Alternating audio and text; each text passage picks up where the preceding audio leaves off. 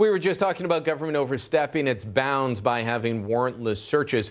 What about arresting someone for walking up and down on a public sidewalk? Think it can't happen in Canada? It happens time and again. It happened recently to a British Columbia couple who had been told they couldn't protest abortion. So they walked up and down the sidewalk handing out information about the injunction saying you couldn't do anything on the sidewalk, not mentioning abortion. They got arrested. Linda Gibbons has been arrested about 20 times since 1994. She was arrested again recently.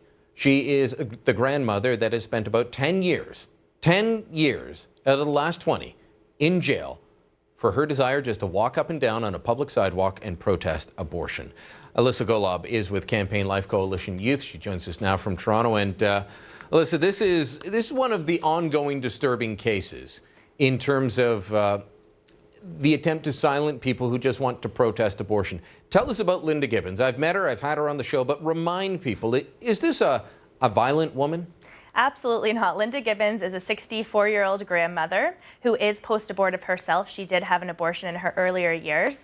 And so now she feels it's her calling to go and protest outside of abortuaries in Toronto, and she's done it in Ottawa as well, and basically hold a sign and just silently pray outside the clinics. And sometimes when girls walk in, she'll maybe try and hand them a pamphlet or two. Very non-aggressive, very sweet lady, and she's been arrested 10. That's her walking. People can see the video clip. Mm-hmm. She's just walking on a sidewalk. She's not stopping anyone. And she's been arrested 10 out of the past 15 years, and she's been in jail longer than Carla Homolka, Paul Bernardo's wife. So just to give you a comparison as to the crimes that both of these people did and the sentencing thereafter.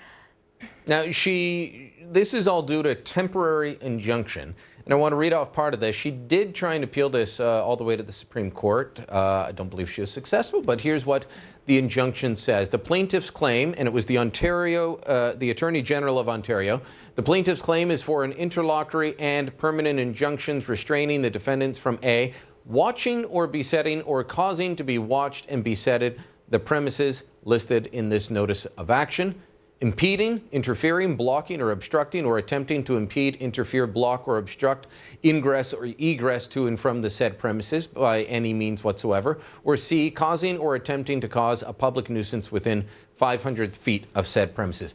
Yeah, I could understand the B there, impeding, interfering, blocking. If she were chaining herself to the door and saying, I'm not going to let anyone in, I could understand her being arrested. Of course, they won't stop unions blocking people from getting to their workplace when they do that.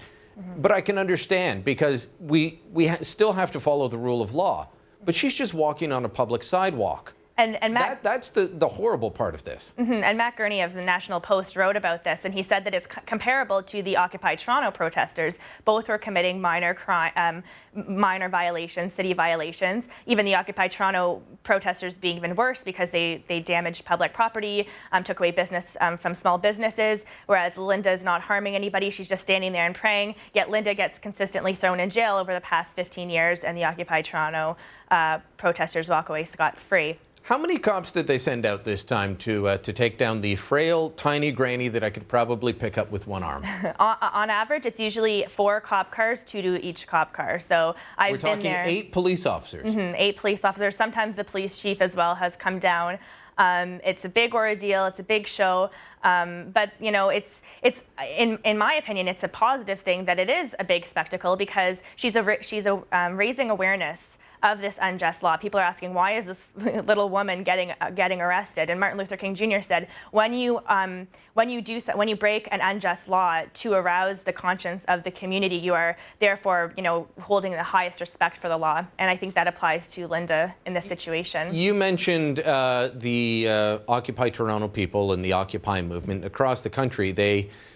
Across the country, the camps were breaking laws, and police would do nothing, and politicians would praise them, and that's obviously not the case here. But I think of the number of violent protests I've been at, but particularly the G20, where police stood by and watched people attack cars, set cars on fire, mm-hmm. and did not arrest. Mm-hmm. There is just such a double standard here that we really do need to raise the consciousness and say, this is wrong. If Linda Gibbons, there's another woman, we're almost out of time, but there's another woman, Mary Wagner, I believe is her name. Mary. She actually goes into the clinics, mm-hmm. and starts trying to counsel women that are waiting. At that point, she is breaking the law. So I have a hard time defending her.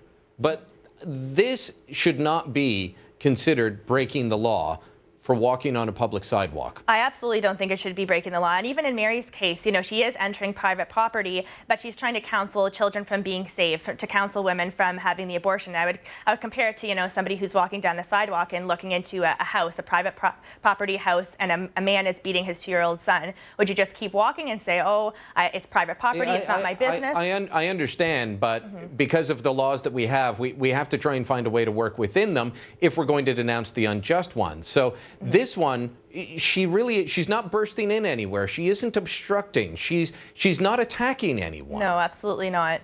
So I think it's very unjust, and I think that more people have to rally behind and support Linda and make sure that this temporary injunction, it either gets something's done with it. It's not just left temporary for an indefinite amount of time. Forever, yeah. Exactly. All right, Alissa, good talking to you as always, and best of luck with your campaign. Thanks, Brian.